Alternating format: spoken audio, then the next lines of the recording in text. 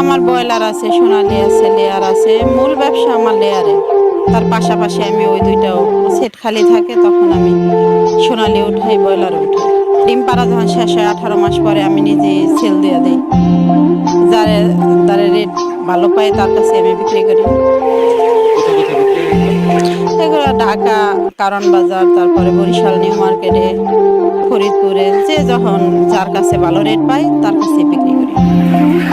বর্তমানে ফাতেমার রয়েছে বড় বড় 8টি খামার, যেখানে রয়েছে 8,000 মুরগি। প্রতি মাসে আয় হয় 3 লাখ টাকা। তার খামারে নিয়মিত কাজ করেন 4 জন শ্রমিক, সহযোগিতা করেন তার স্বামী ও মা বাবা। জিরো থেকে হিরো হয়েছে আমার মেয়ে। আমার 3টে মেয়ে, এইটা বড় মেয়ে, অল্প পুঁজি নিয়ে মোটামুটি গায়ে যায়।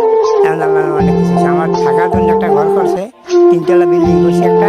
চাকরির জন্য না ঘুরে ব্যবসা করলে সফল হওয়া সম্ভব বলে মনে করেন এই উদ্যোক্তা। আমি কই চাকরির পিছে না